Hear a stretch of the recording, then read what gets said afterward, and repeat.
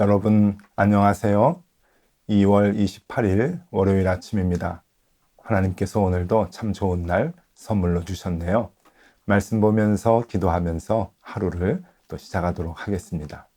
오늘 함께 볼 말씀은 마태복음 24장 36절에서 44절까지의 말씀입니다. 그러나 그날과 그때는 아무도 모르나니 하늘의 천사들도 아들도 모르고 오직 아버지만 아시느니라. 노아의 때와 같이 인자의 임함도 그러하리라. 홍수전에 노아가 방주에 들어가던 날까지 사람들이 먹고 마시고 장가들고 시집가고 있으면서 홍수가 나서 그들을 다 멸하기까지 깨닫지 못하였으니 인자의 임함도 이와 같으리라. 그때에 두 사람이 밭에 있음에 한 사람은 데려가고 한 사람은 버려둠을 당할 것이요 두 여자가 맷돌질을 하고 있음에 한 사람은 데려가고 한 사람은 버려둠을 당할 것이니라. 그러므로 깨어 있으라. 어느 날에 너희 주가 임할는지 너희가 알지 못함이니라. 너희도 아는 바니 만일 집주인이 도둑이 어느 시각에 올 줄을 알았더라면 깨어 있어 그 집을 뚫지 못하게 하였으리라. 이러므로 너희도 준비하고 있으라. 생각하지 않은 때에 인자가 오리라. 아멘. 네, 여러분, 세월이, 시간이 참 빨리 간다 생각이 듭니다. 한 해가 시작된 지가 엊그제 같은데 벌써 2월의 마지막 날이고 내일이면 3월 첫날이 이제 시작이 됩니다. 오늘까지 마태복음을 우리가 이제 보고요. 내일부터는 다시 열왕기상 본문의 말씀을 저희가 보도록 하겠는데 오늘 마태복음 그동안 예수님께서 천국에 대한 말씀과 또 종말에 대한 말씀을 쭉 해 오시면서 오늘은 그 종말에 대한 그 결론 부분으로 얘기를 해주고 계십니다. 매우 중요한 본문이라 여겨지는데요. 자, 여러분 우리가 이 사회에서 생활을 하면서 참 좋은 의미, 좋은 것임에도 불구하고 그것을 어느 특정 집단이 그리고 특정의 모임들이 그것을 독점함으로 인해서 그 의미가 많이 퇴색되어진 것들, 또 의미가 많이 변질되어진 것들이 있습니다. 예를 들면은 무지개가 대표적이죠. 이 무지개라고 하는 것이 참 좋은 의미 아닙니까? 하나님께서 우리에게 홍수 후에 희망을 보여주시고 다시금 생명을 보여주시는 그 상징으로 언약의 무지개를 보여주셨는데 지금은 우리 주변에서 성소수자들의 대표적인 문양으로 색으로 그렇게 무지개를 사용하고 있습니다. 그래서 이 무지개라고 하는 것을 보통 사람들이 함부로 이렇게 사용하거나 이제 그러지 못하는 상황이죠. 어디 무지개만 그러겠습니까? 또 태극기도 그렇습니다. 같은 의미죠. 태극기 굉장히 좋죠. 생각만 해도 우리 국가와 그리고 이제 결의를 이렇게 생각할 수 있도록 이렇게 늘 우리의 마음에 뭉클한 그러한 그 태극기인데요.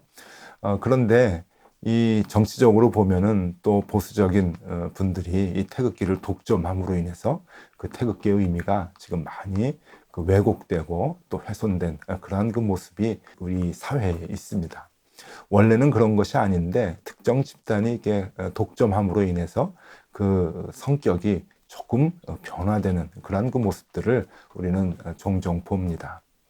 종교적인 의미도 그런 것이 있어요. 여러분, 요한계시록을 보면은 새 하늘과 새 땅의 개념이 있습니다. 이게 참 소중한 개념이거든요. 그리고 우리 그리스도인들에게는 참 중요한 마음에 간직해야 하는 그 새 하늘과 새 땅 개념인데 신천지에서 이것을 이제 다 자기네 것으로 독점해서 쓰는 그런 그 마음을 갖고 있죠. 그래서 신천지, 새 하늘과 새 땅이라고 하는 그러한 그 의미인데 이것이 많이 이제 그 왜곡이 되고 또 함부로 이렇게 부르지도 못하고 쓰지도 못하는 그러한 그 단어가 돼버리고 말았습니다. 이게 참 안타까운 일이죠. 이와 같이 소중한 개념인데 조금은 멀리하게 되는 이제 그러한 그 개념들이 우리 주변에 있습니다. 신앙도 역시 마찬가지예요. 신앙생활을 하는데 정말 소중한 개념, 새하늘과 새 땅같이 소중한 개념들이 우리에게 있는데 사이비 종파, 이단 종파들이 많이 사용함으로 인해서 그들이 독점함으로 인해서 우리가 잘 사용하지 않는 개념들이 있습니다. 그 대표적인 것이 재림, 종말, 휴거라고 하는 이러한 그 의미들이죠.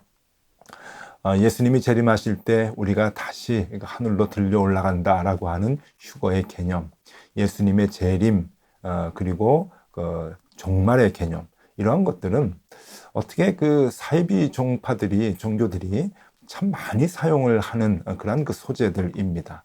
그러한 그 사이비 종교들, 이단들이 많이 사용하기 때문에 일반 전통 기독교인들이 그 중요한 개념임에도 불구하고 잘 사용을 하지 않고 그리고 많이 공부하지 않는 그러한 그 내용 중에 하나이죠.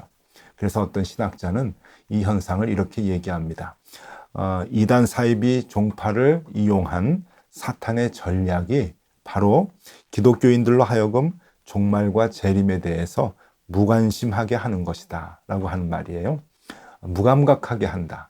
그것이 사탄의 전략이다라고 하는 것이죠. 의미 있는 말이라고 생각합니다. 참 소중한 개념임에도 불구하고 기독교인들이 이 종말의 개념, 그리고 심판의 개념, 예수님의 재림의 개념, 여기에 대해서 그런 것들은 다 이단들이 너무나 강조해서 우리는 그런 것 자꾸 얘기하면 안 돼. 이렇게 얘기를 하게 되면서 더 무감각하고 무관심하도록 만들게 되는 것. 이것이 사탄의 전략이다라고 하는 것이에요. 여러분, 이것은 거꾸로 얘기하면 우리 그리스도인들이 예수님의 재림에 대해서 그리고 종말에 대해서 심판에 대해서 늘 관심을 가져야 된다라고 하는 것이죠. 이것이 어느 특정 이상한 그 이단, 사이비 집단이 독점을 하는 것이 아니라 그리스도인들이면 언제나 이것을 늘 마음에 두고 늘 의식을 하고 생활을 해야 된다라고 하는 것입니다. 오늘 예수님께서는 우리에게 그것을 강조하고 계시는 거죠.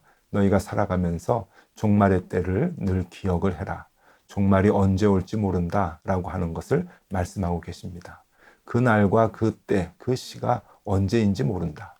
그러면서 노아의 때 그 홍수가 나기까지 사람들이 홍수에 대한 그 심판에 대한 생각을 전혀 하지 못하고 시집가고 장가가고 일상생활을 하다가 하나님의 심판을 받게 됐다라고 하는 것을 예로 들면서 말씀을 하고 계시는 것이죠.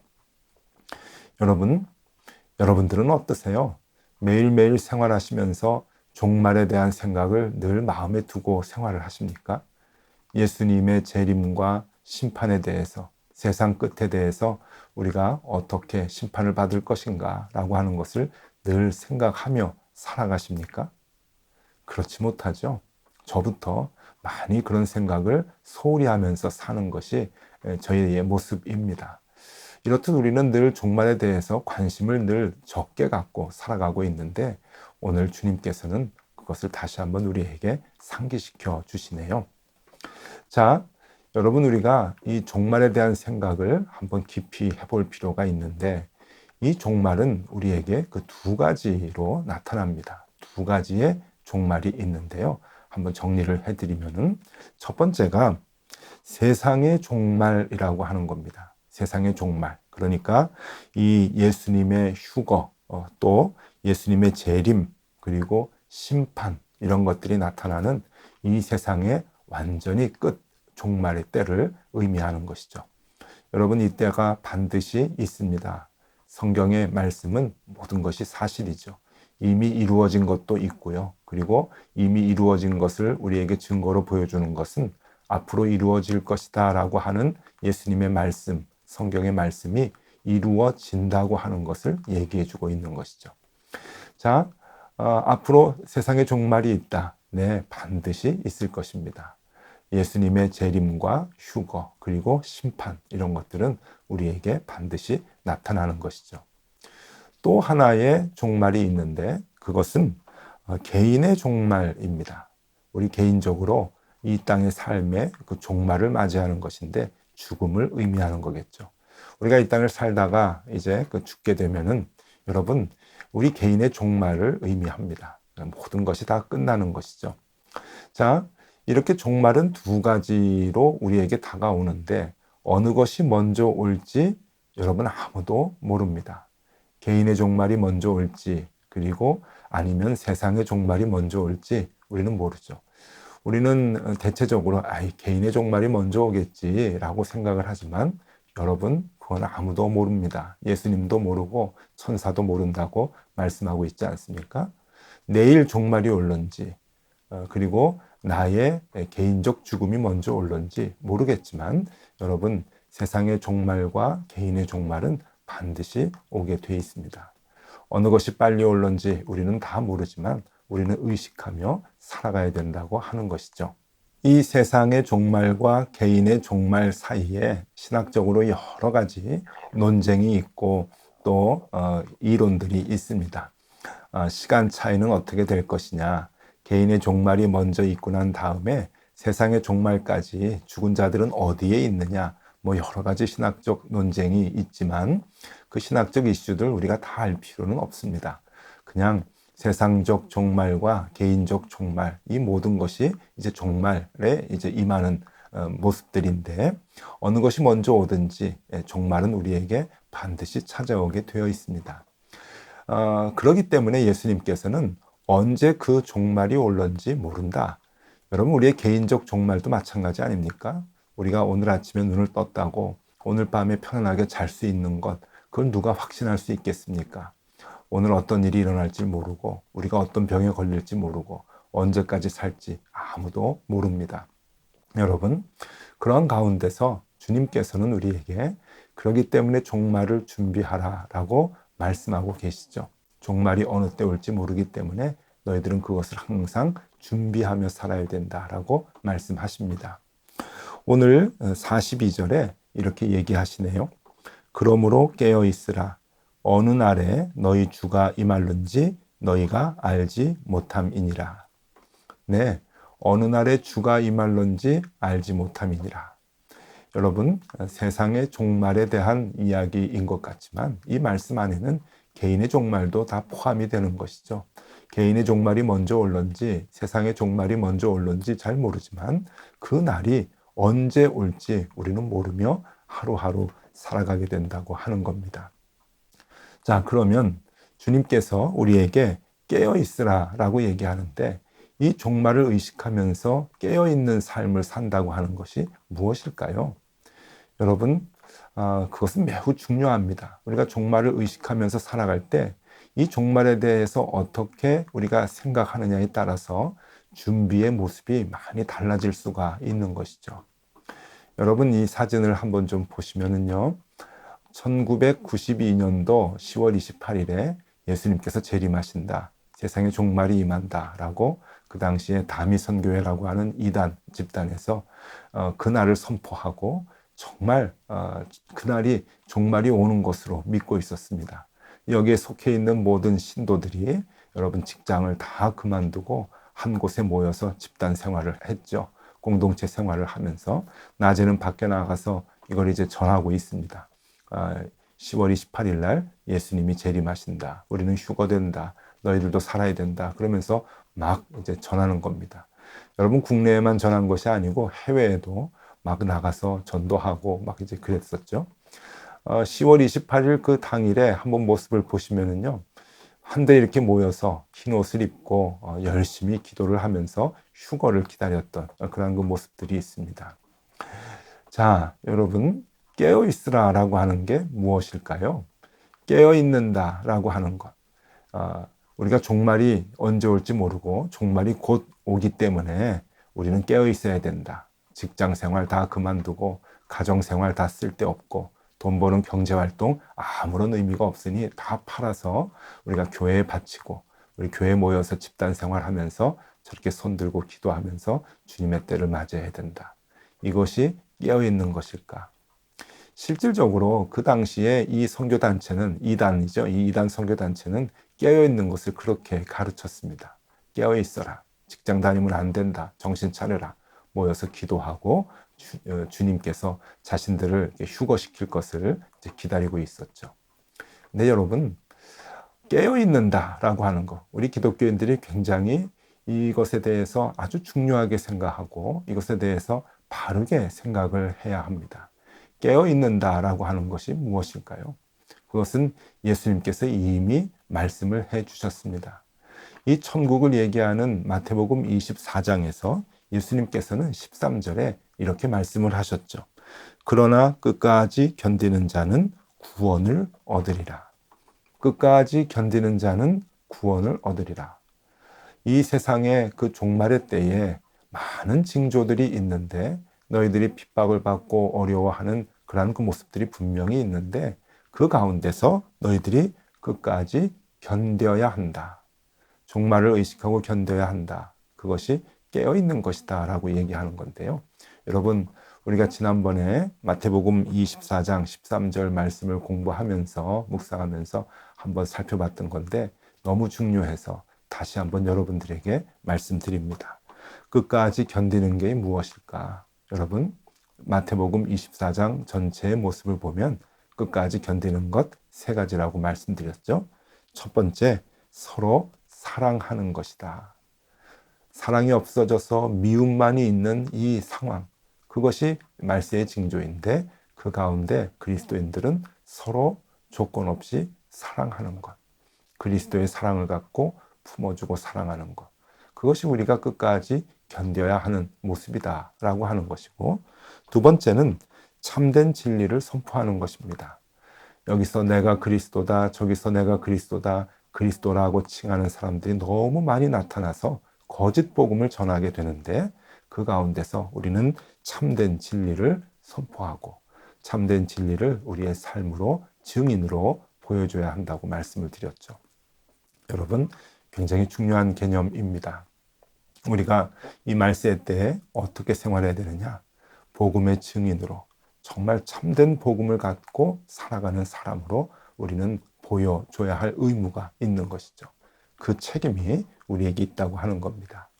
마지막 세 번째로는 신실하게 살아가는 것입니다.